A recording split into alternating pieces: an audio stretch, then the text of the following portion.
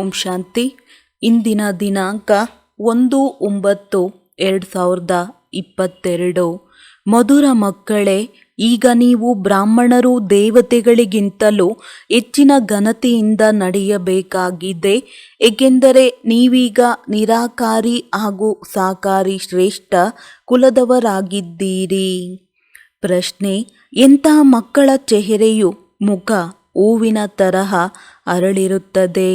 ಉತ್ತರ: ಯಾರಿಗೆ ನಾವು ತಂದೆಯಿಂದ ಬೇಹದ್ದಿನ ಆಸ್ತಿಯನ್ನು ಪಡೆದು ವಿಶ್ವದ ಮಾಲೀಕರಾಗುತ್ತೇವೆ ಎನ್ನುವ ಗುಪ್ತ ಖುಷಿ ಇರುತ್ತದೆಯೋ, ಯಾರು ಜ್ಞಾನ ಮತ್ತು ಯೋಗದಿಂದ ಸತೋಪ್ರಧಾನರಾಗುತ್ತಾ ಹೋಗುತ್ತಾರೆ, ಆತ್ಮವು ಪವಿತ್ರವಾಗುತ್ತಾ ಹೋಗುತ್ತದೆಯೋ ಅಂತಹ ಮಕ್ಕಳ ಮುಖವು ಹೂವಿನ ತರಹ ಖುಷಿಯಲ್ಲಿ ಅರಳಿರುತ್ತದೆ. ಆತ್ಮನಲ್ಲಿ ಶಕ್ತಿಯು ಬರುತ್ತಾ ಹೋಗುತ್ತದೆ.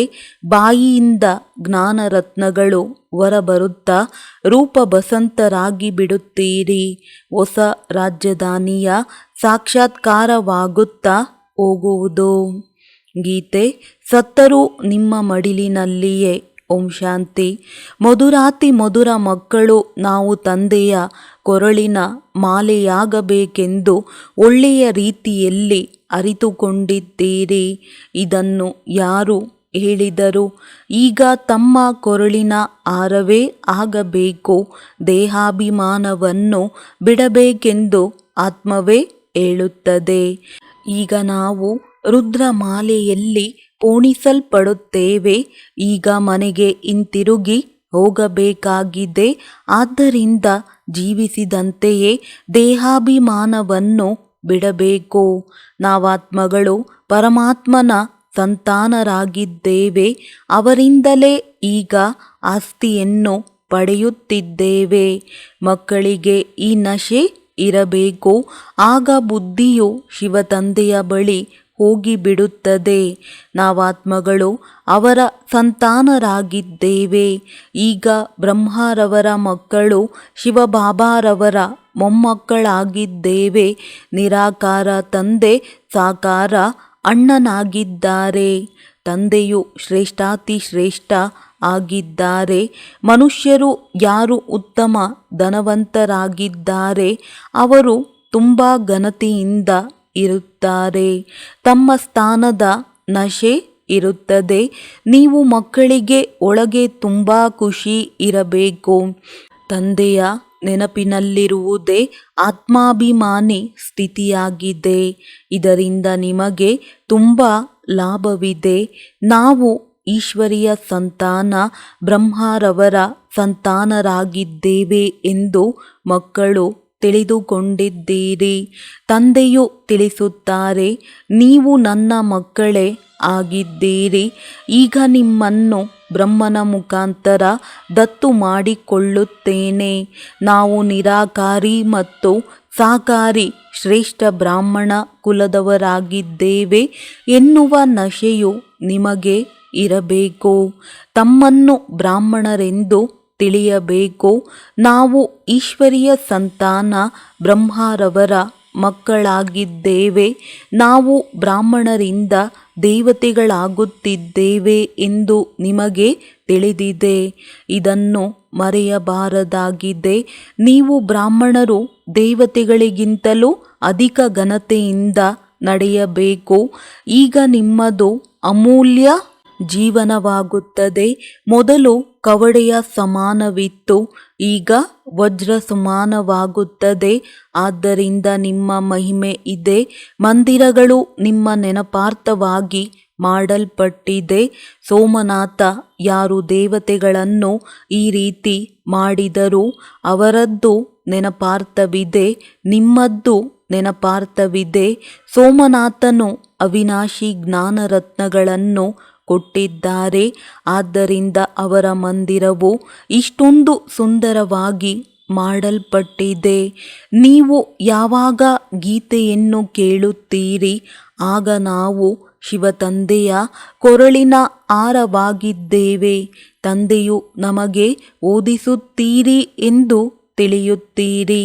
ನಮಗೆ ಓದಿಸುವವರು ಯಾರಾಗಿದ್ದಾರೆ ಎನ್ನುವುದು ಖುಷಿ ಇರಬೇಕು. ಮೊದಲು ವಿದ್ಯೆಯನ್ನು ಓದುತ್ತಾರೆಂದರೆ ನೆಲದ ಮೇಲೆ ಕುಳಿತು ಓದುತ್ತಾರೆ, ನಂತರ ಬೆಂಚಿನ ಮೇಲೆ ಕುಳಿತು ಓದುತ್ತಾರೆ, ಅನಂತರ ಕುರ್ಚಿಯ ಮೇಲೆ. ರಾಜಕುಮಾರ ಕುಮಾರಿಯರಂತೂ ಕಾಲೇಜಿನಲ್ಲಿ ಕೋಚ್ನ ಮೇಲೆ ಕುಳಿತುಕೊಳ್ಳುತ್ತಾರೆ. ಅವರಿಗೆ ಓದಿಸುವವರು ರಾಜಕುಮಾರ ಕುಮಾರಿಯರಾಗಿರುವುದಿಲ್ಲ, ಆದರೂ ಶಿಕ್ಷಕರಾಗಿರುತ್ತಾರೆ. ಆದರೆ ಪದವಿಯಂತೂ ರಾಜಕುಮಾರ ಕುಮಾರಿಯರದ್ದು ಶ್ರೇಷ್ಠವಾಗಿರುತ್ತದೆ ಎಲ್ಲವೇ. ನೀವಂತೂ ಸತ್ಯಯುಗಿ ರಾಜಕುಮಾರ ಕುಮಾರಿಯರಿಗಿಂತಲೂ ಶ್ರೇಷ್ಠರಾಗಿದ್ದೀರಿ. ಅವರು ದೇವತೆಗಳ ಸಂತಾನರಾಗಿರುತ್ತಾರೆ, ನೀವು ಈಶ್ವರಿಯ ಸಂತಾನರಾಗಿದ್ದೀರಿ. ಯಾರಿಂದ ಆಸ್ತಿಯನ್ನು ಪಡೆಯಬೇಕಾಗಿದೆಯೋ ಅವರು ನೆನಪನ್ನು ಮಾಡಬೇಕಾಗಿದೆ. ಹೇಳುತ್ತಾ ಕುಳಿತುಕೊಳ್ಳುತ್ತಾ ವ್ಯವಹಾರದಲ್ಲಿರುತ್ತಾ ಮರೆಯಬಾರದು. ನೆನಪಿನಿಂದಲೇ ಆರೋಗ್ಯ ಭಾಗ್ಯವಂತರಾಗುತ್ತೀರಿ. ತಂದೆಯು ಮಕ್ಕಳಿಗೆ ವಿಲ್ ಮಾಡಿ ವಾನಪ್ರಸ್ಥದಲ್ಲಿ ಹೋಗುತ್ತಾರೆಂದರೆ ಅವರ ಬಳಿ ನಂತರ ಏನೂ ಇರುವುದಿಲ್ಲ. ಬಾಬಾ ಎಲ್ಲವನ್ನೂ ಕೊಟ್ಟು ಬಿಟ್ಟರು. ಹಾಗೆ ನೀವು ಬಾಬಾ ಇದೆಲ್ಲವೂ ನಿಮ್ಮದು ಎಂದು ವಿಲ್ ಮಾಡುತ್ತೀರಿ. ನಂತರ ತಂದೆಯು ಹೇಳುತ್ತಾರೆ, ನಿಮಿತ್ತರಾಗಿ ಸಂಭಾಲನೆ ಮಾಡಿ ನಾನು ನಿಮ್ಮನ್ನು ಟ್ರಸ್ಟಿಯನ್ನಾಗಿ ಮಾಡುತ್ತೇನೆಂದರೆ ಶ್ರೀಮತದ ಮೇಲೆ ನಡೆಯಬೇಕು. ಯಾವುದೇ ಉಲ್ಟಾ ಸುಲ್ಟಾ ವ್ಯವಹಾರವನ್ನು ಮಾಡಬಾರದು. ನನ್ನೊಂದಿಗೆ ಕೇಳುತ್ತಾ ಇರಬೇಕು. ಮಕ್ಕಳು ಭೋಜನವನ್ನು ಹೇಗೆ ಸೇವಿಸಬೇಕು ಎನ್ನುವುದನ್ನು ಸಹ ಕೆಲವರು ಅರಿತುಕೊಂಡಿರುವುದಿಲ್ಲ. ಬ್ರಹ್ಮ ಭೋಜನಕ್ಕೆ ತುಂಬ ಮಹಿಮೆ ಇದೆ. ದೇವತೆಗಳು ಬ್ರಹ್ಮ ಭೋಜನದ ಆಸೆಯನ್ನು ಇಟ್ಟುಕೊಂಡಿರುತ್ತಾರೆ. ಆದ್ದರಿಂದಲೇ ಬ್ರಹ್ಮ ಭೋಜನವನ್ನು ತೆಗೆದುಕೊಂಡು ಹೋಗುತ್ತೀರಿ. ಈ ಬ್ರಹ್ಮ ಭೋಜನದಲ್ಲಿ ತುಂಬ ಶಕ್ತಿ ಇದೆ. ಮುಂದೆ ನಡೆದಂತೆ ಭೋಜನವನ್ನು ಯೋಗಿಗಳೇ ತಯಾರಿಸುತ್ತಾರೆ. ಈಗಂತೂ ಪುರುಷಾರ್ಥಿಗಳಾಗಿದ್ದಾರೆ. ಎಷ್ಟು ಸಾಧ್ಯವೋ ಅಷ್ಟು ಶಿವತಂದೆಯ ನೆನಪಿನಲ್ಲಿರುವ ಪ್ರಯತ್ನ ಮಾಡುತ್ತಾರೆ. ಮಕ್ಕಳಂತೂ ಇದ್ದಾರಲ್ಲವೇ, ಸ್ವೀಕಾರ ಮಾಡುವಂತಹ ಮಕ್ಕಳು ಪಕ್ಕಾ ಆಗುತ್ತಾ ಹೋದರೆ ತಯಾರಿಸುವವರು ಪಕ್ಕಾ ಇರುವವರೇ ತಯಾರಾಗುತ್ತಾ ಇರುತ್ತಾರೆ. ಬ್ರಹ್ಮ ಭೋಜನವೆಂದು ಹೇಳುತ್ತಾರೆ, ಶಿವ ಭೋಜನವೆಂದು ಹೇಳುವುದಿಲ್ಲ. ಶಿವನ ಭಂಡಾರವೆಂದು ಹೇಳುತ್ತಾರೆ. ಏನೆಲ್ಲವೂ ಕಳುಹಿಸುತ್ತಾರೆ ಅದೆಲ್ಲವೂ ಶಿವತಂದೆಯ ಭಂಡಾರದಲ್ಲಿ ಪವಿತ್ರವಾಗಿ ಬಿಡುವುದು ಶಿವತಂದೆಯ ಭಂಡಾರವೇ ಆಗಿದೆ. ತಂದೆಯು ತಿಳಿಸಿದ್ದಾರೆ, ಶ್ರೀನಾಥ ದ್ವಾರದಲ್ಲಿ ತುಪ್ಪದಿಂದ ತಯಾರಾದ ಭೋಗವನ್ನು ಇಡುತ್ತಾರೆ.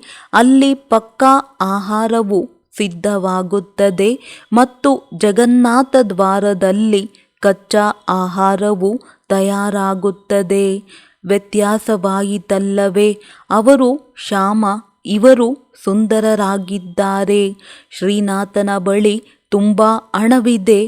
ಅಲ್ಲಿ ಒಡಿಸಾದ ಕಡೆ ಇಷ್ಟೊಂದು ಧನವಂತರಿರುವುದಿಲ್ಲ. ಬಡವರು ಮತ್ತು ಸಾಹುಕಾರರಂತೂ ಇರುತ್ತಾರಲ್ಲವೇ. ಈಗಂತೂ ತುಂಬ ಬಡವರಿದ್ದಾರೆ, ನಂತರ ಸಾಹುಕಾರರಾಗುತ್ತಾರೆ. ಈ ಸಮಯದಲ್ಲಿ ನೀವು ಬಡವರಾಗಿದ್ದೀರಿ. ಸತ್ಯಯುಗದಲ್ಲಿ ನಿಮಗೆ 36 ಪ್ರಕಾರದ ಭೋಜನವು ಸಿಗುತ್ತದೆ. ಅಂದಾಗ ಇಂತಹ ಸಿದ್ಧತೆಗಳನ್ನು ಮಾಡಬೇಕು. ಬಲೆ ಪ್ರಜೆಗಳು 36 ಪ್ರಕಾರದ ಭೋಜನವನ್ನು ಸೇವಿಸುತ್ತಾರೆ. ಆದರೆ ರಾಜ್ಯಾಧಿಕಾರದ ಪದವಿಯಂತೂ ಶ್ರೇಷ್ಠವಾಗಿ ಬಿಡುತ್ತದೆ ಎಲ್ಲವೇ. ಅಲ್ಲಿನ ಭೋಜನವಂತೂ ತುಂಬ ಚೆನ್ನಾಗಿರುತ್ತದೆ. ಎಲ್ಲ ಪದಾರ್ಥವೂ ತುಂಬ ಒಳ್ಳೆಯ ಗುಣಮಟ್ಟದ್ದಾಗಿರುತ್ತದೆ. ಇಲ್ಲಿಯದೆಲ್ಲ ಪದಾರ್ಥಗಳು ಕೊನೆಯ ಗುಣಮಟ್ಟದ್ದಾಗಿದೆ. ಹಗಲು ರಾತ್ರಿಯ ವ್ಯತ್ಯಾಸವಾಯಿತಲ್ಲವೇ. ಧಾನ್ಯ ಮುಂತಾದವುಗಳು ಏನೆಲ್ಲವೂ ಸಿಗುತ್ತದೆಯೋ ಎಲ್ಲವೂ ಕೆಟ್ಟಿರುತ್ತದೆ. ನೀವು ಮಕ್ಕಳಿಗೆ ತುಂಬ ನಶೆ ಇರಬೇಕು. ಯಾರಾದರೂ ದೊಡ್ಡ ಪರೀಕ್ಷೆಯನ್ನು ತೇರ್ಗಡೆ ಮಾಡುತ್ತಾರೆಂದರೆ ನಶೆ ಏರುತ್ತದೆ ಎಲ್ಲವೇ.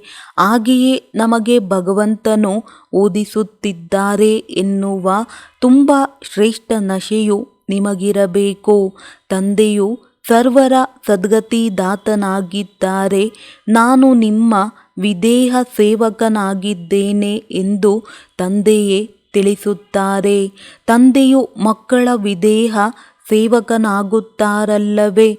ಮಕ್ಕಳ ಮೇಲೆ ಎಲ್ಲವನ್ನು ಬಲಿಹಾರಿ ಮಾಡಿ ಮತ್ತೆ ತಾವು ವಾನಪ್ರಸ್ಥದಲ್ಲಿ ಹೋಗಿಬಿಡುತ್ತಾರೆ.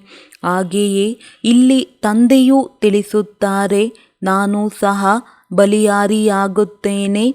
ಆದರೆ ನೀವು ಮೊದಲು ಬಲಿಹಾರಿಯಾಗುತ್ತೀರಿ. ಮನುಷ್ಯರು ಶರೀರ ಬಿಟ್ಟಾಗ ಅವರ ಎಲ್ಲ ವಸ್ತುಗಳನ್ನು ಕ್ರಿಯೆ ಮಾಡುವವರಿಗೆ ಕೊಡುತ್ತಾರಲ್ಲವೇ.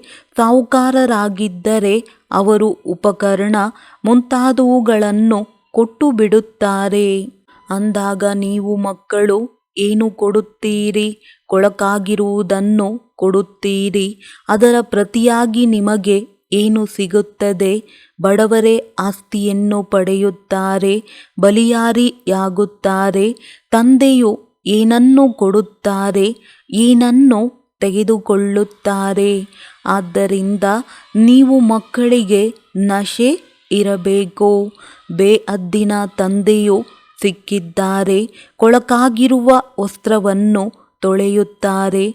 ಗುರುನಾನಕರು ಈ ವಾಣಿಯನ್ನು ನುಡಿಸಿದ್ದರು. ಇದರ ಗ್ರಂಥವು ಮಾಡಲ್ಪಟ್ಟಿದೆ ಎಂದು ಸಿಖ್ಖರು ಹೇಳುತ್ತಾರೆ. ಭಾರತವಾಸಿಗಳಿಗೂ ನಮ್ಮ ಗೀತೆಯನ್ನು ಯಾರು ತಿಳಿಸಿದರು ಎಂದು ತಿಳಿದೇ ಇಲ್ಲ. ಗೀತೆಯ ಭಗವಂತ ಯಾರಾಗಿದ್ದರು, ಯಾವ ಧರ್ಮವನ್ನು ಸ್ಥಾಪನೆ ಮಾಡಿದರು, ಅವರಂತೂ ಹಿಂದೂ ಧರ್ಮವೆಂದು ಹೇಳಿಬಿಡುತ್ತಾರೆ, ಆರ್ಯ ಧರ್ಮವೆಂದು ಹೇಳುತ್ತಾರೆ.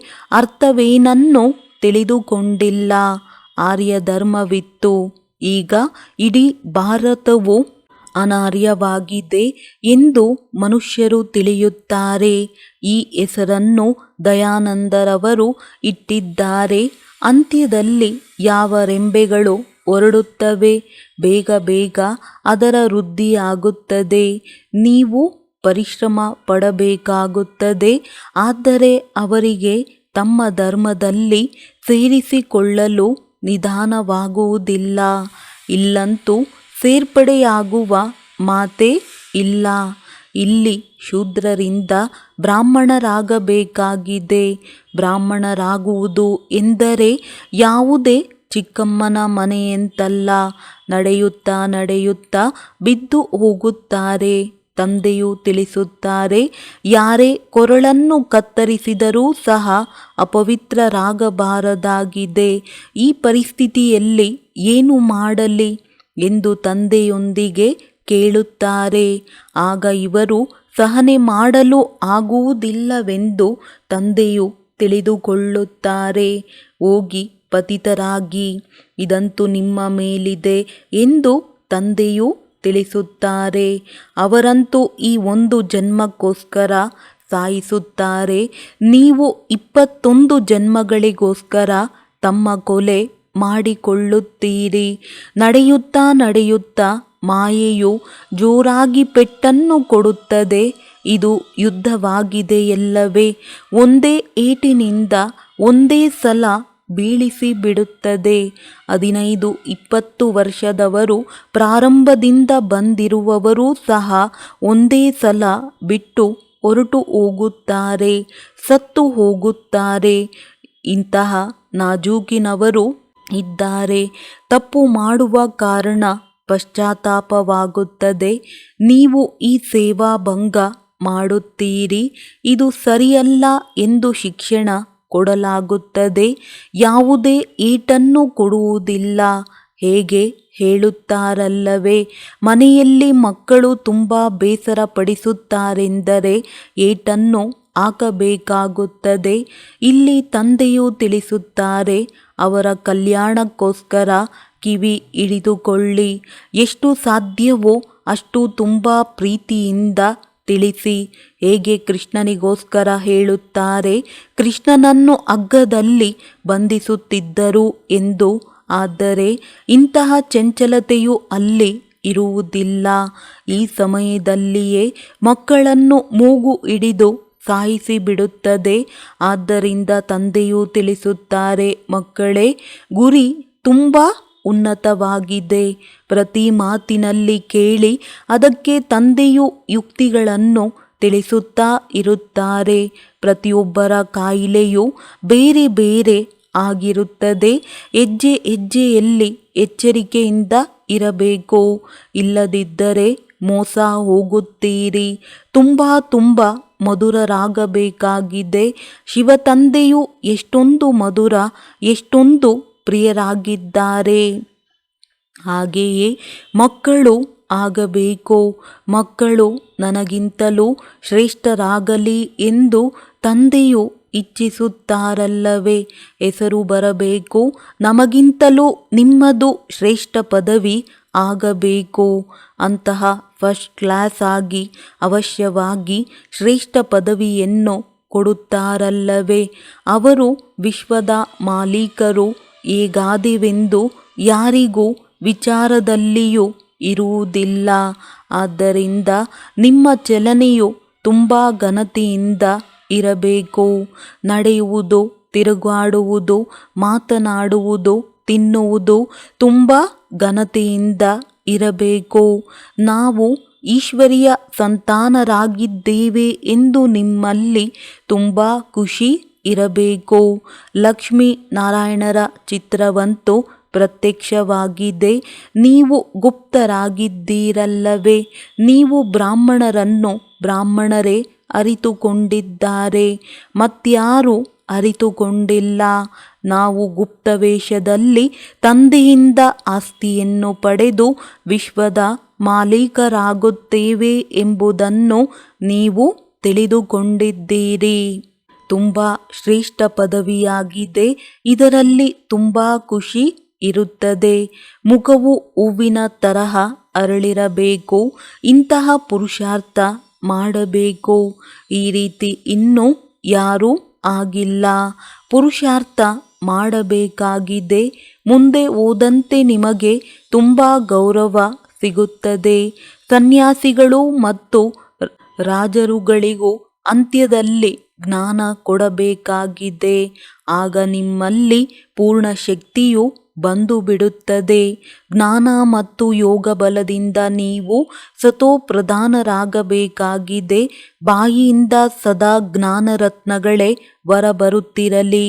ಆಗ ನೀವು ರೂಪಬಸಂತರಾಗಿ ಬಿಡುತ್ತೀರಿ. ಆತ್ಮವು ಪವಿತ್ರ ಆಗುತ್ತಾ ಹೋಗುತ್ತದೆ. ನೀವು ಎಷ್ಟು ಸಮೀಪಕ್ಕೆ ಬರುತ್ತಾ ಹೋಗುತ್ತೀರಿ ಅಷ್ಟು ನಿಮ್ಮೊಳಗೆ ತುಂಬ ಖುಷಿ ಇರುತ್ತದೆ.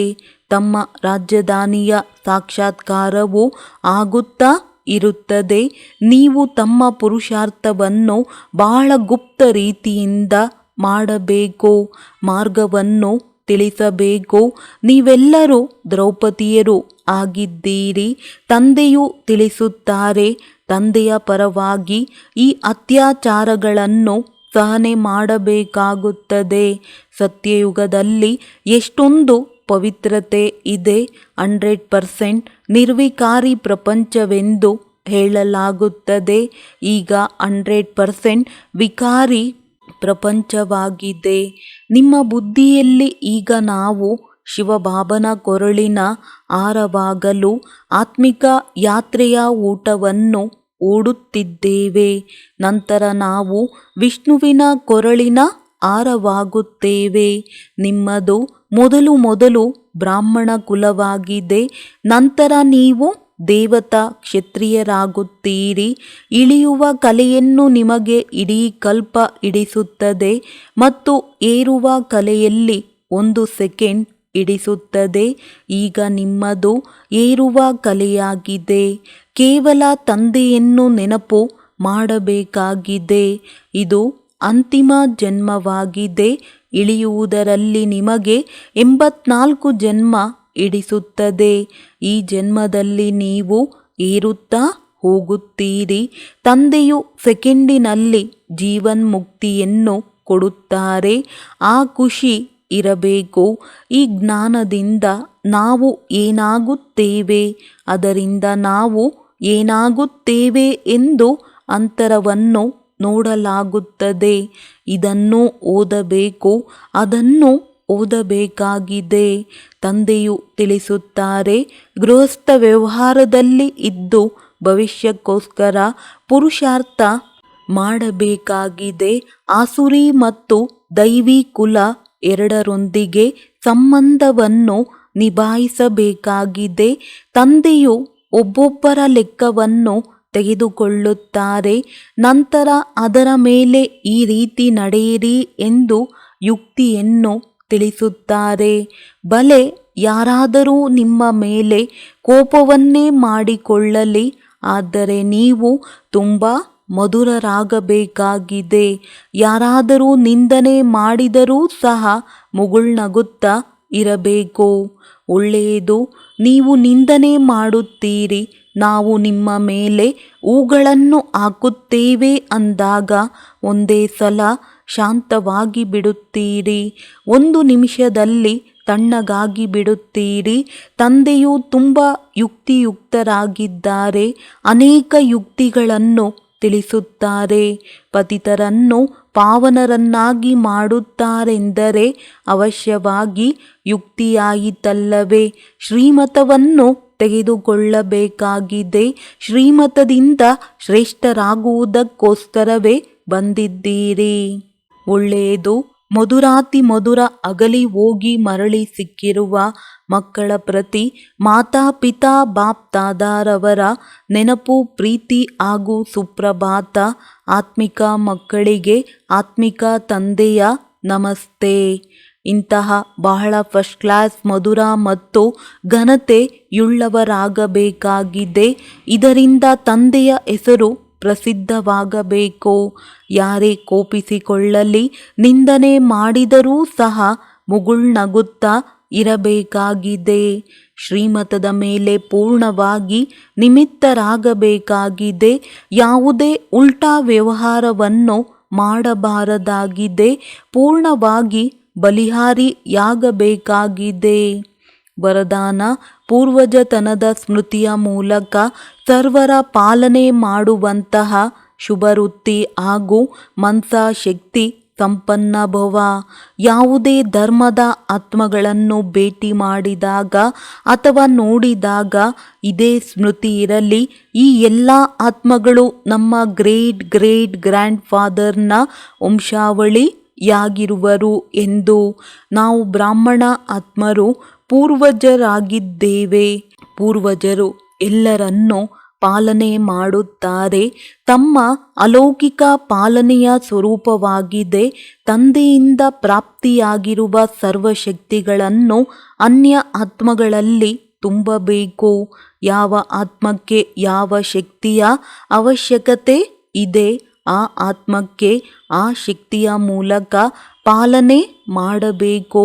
ಅದಕ್ಕಾಗಿ ತಮ್ಮ ವೃತ್ತಿಯನ್ನು ಬಹಳ ಶುದ್ಧ ಮತ್ತು ಮನ್ಸಾ ಶಕ್ತಿಯಿಂದ ಸಂಪನ್ನವಾಗಿರಬೇಕಾಗಿದೆ. ಸ್ಲೋಗನ್: ಯಾರ ಬಳಿ ಜ್ಞಾನದ ಅವಿನಾಶಿ ಧನವಿದೆ, ಅವರೇ ಪ್ರಪಂಚದಲ್ಲಿ ಎಲ್ಲರಿಗಿಂತ ದೊಡ್ಡ ಸಂಪತ್ತಿವಂತರಾಗಿದ್ದಾರೆ. ಒಳ್ಳೆಯದು. ಓಂ ಶಾಂತಿ.